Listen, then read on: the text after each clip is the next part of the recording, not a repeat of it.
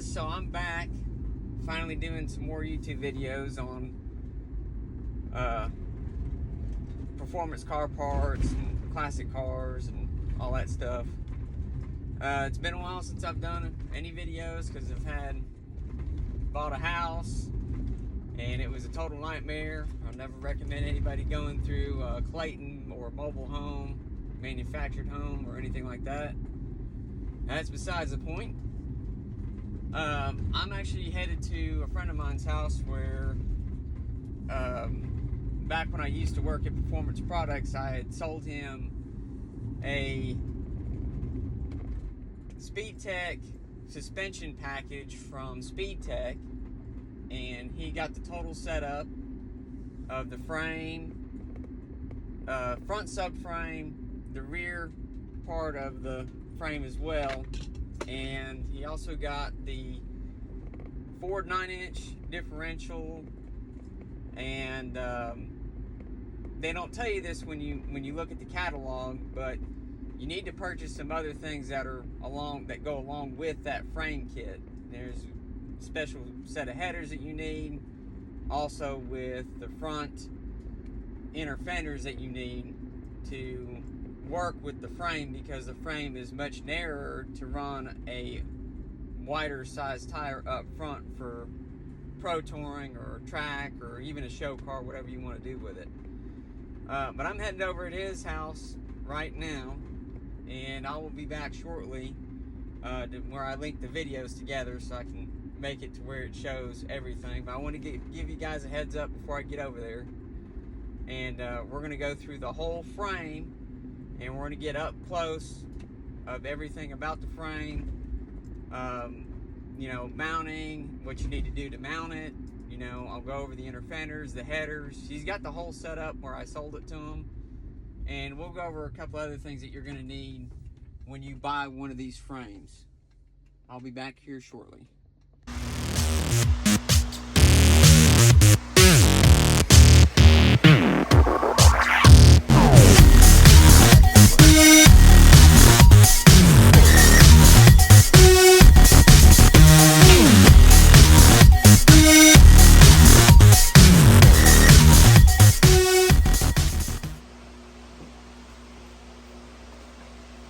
Alright, I'm over here at my buddy Anthony's house. We're going to go over the speedtech suspension pro touring frame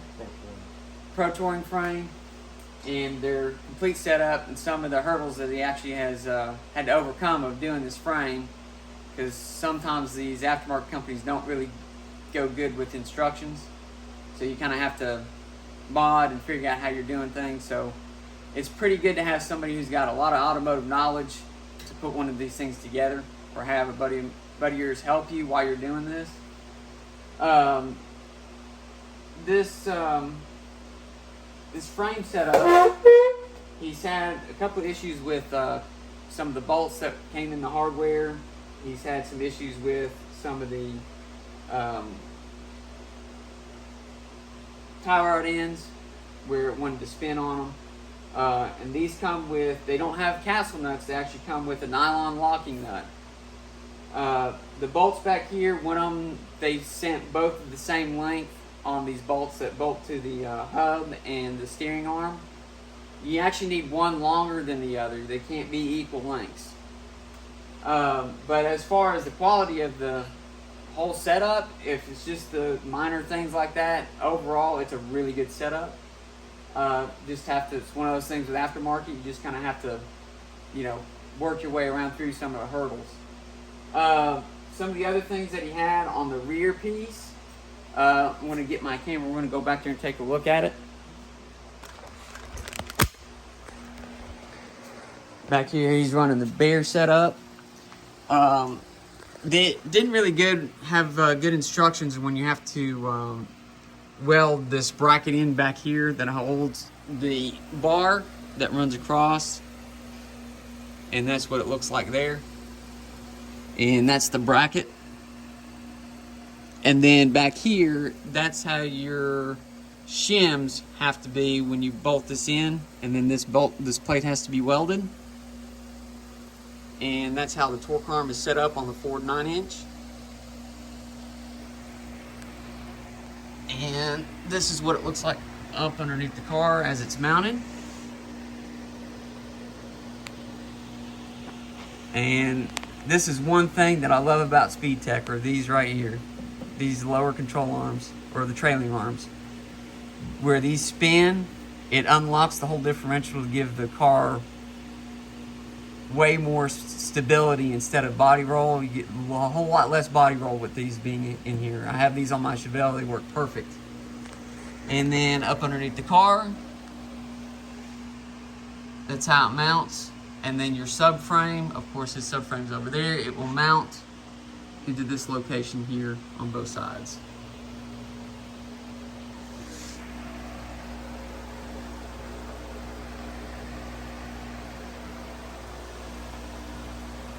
Give you a really good view underneath the car. Everything is mounted, how everything is sitting.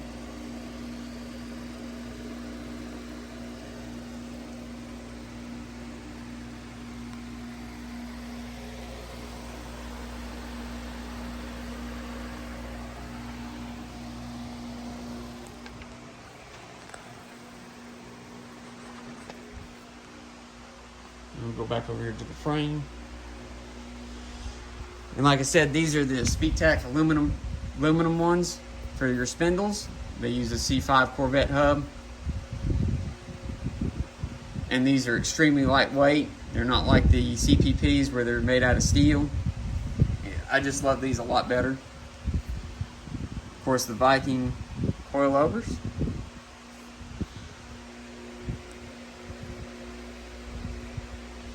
And also one other thing that I want to mention, when you buy one of these frames, you do need to run the SpeedTech headers. Because the headers are custom fit to make room for the actual frame itself. Because it's different than the stock frame.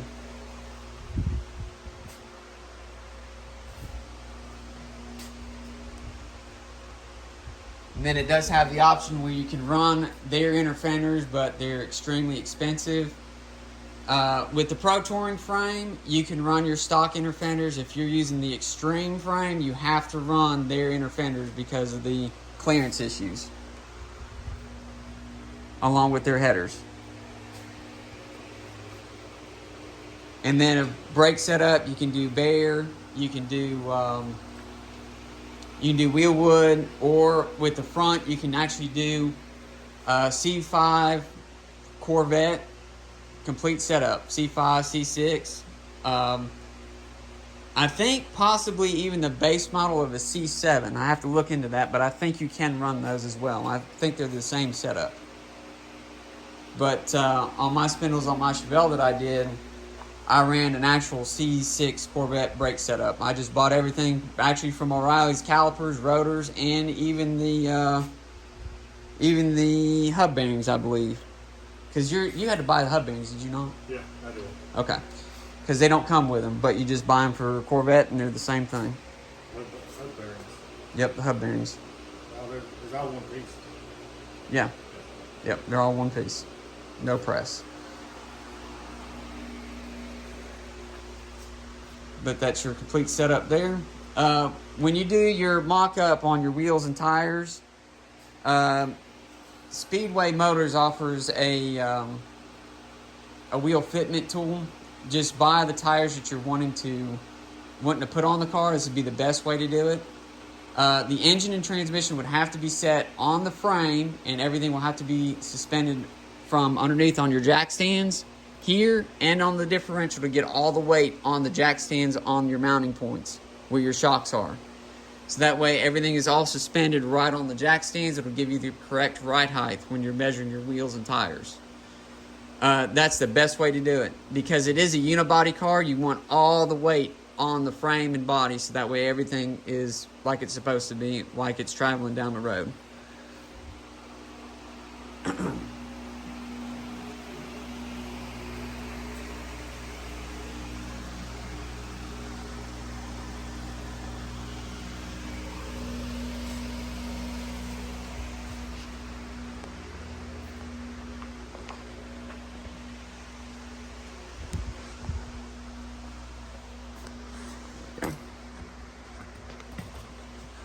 just edit that out.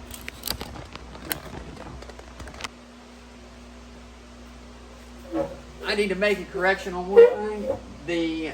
I'm getting the CPPs and the SpeedTech performance spindle mixed up in between each other. The SpeedTech spindle actually does come with the hub bearings, as the CPP does not. Also, the SpeedTech spindle, when you buy these, they actually come with a longer stud, so that way it makes up with the thickness of brake rotor thickness for larger brakes, and spacers. So when you run a longer stud like this, you need to make sure when you buy your wheels, you need to ask them for a longer lug nut, because if you just get the standard lug nut, it'll bottom out and your wheel won't be tight. So you just need to make sure on that too. Sorry about that, but you know, it's just one of those things when you're doing this and you're working with a whole bunch of different parts, sometimes you get things mixed up. But I think that just about does it for this video. I'm hoping this clarifies a bunch of things where there's not a whole lot of YouTube videos on this stuff, on this suspension package. If there is anything that you want to know, I sure would be glad to look into it and see if I can come up with something to help you figure out what you need to do. But that takes care of this video. I got some more videos coming up too. I've got some stuff that I'm wanting to work on from a painless wiring kit that I've done on my dad's Blazer. There's also a carburetor linkage kit that I found on Amazon that works with square mounting accelerator cables, along with your rubberized grommet, like it came stock factory with the rubber grommet, and it's fully adjustable. It works on Holley and Elderbrock carburetors. It works on both, so you don't have to buy just the one from Holley. I found one that works on both carburetors and also fuel injection, so it works with all three. But that takes care of that video. I'm hoping to see you on some next videos when I get them made. Thank you. I'm going to do a small comparison video of this frame and a stock frame between the two. And this is for the first generation Camaros, 67 through 69. And we'll go out there and we'll take a look at the other suspension or other frame.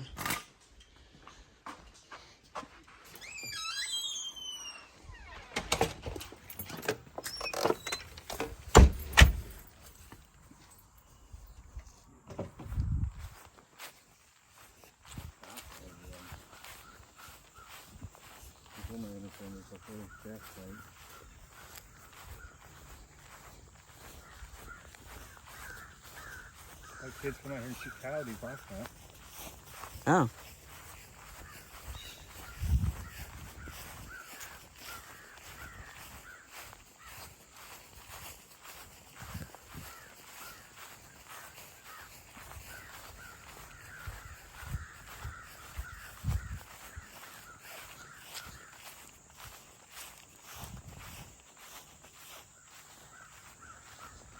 This is a stock subframe setup. The other thing that he was mentioning to me also is that when you buy one of their frames, the bolts here and here, there's a nut on the back side of these to where the SpeedTech performance frame, actually the bolts just bolt straight in. There's no nut on the back side. So it kind of makes it easier to put your bolts in for your control arms. That is your stock frame on that. But yeah, there you go, guys. I appreciate you tuning in and watching. Thank you.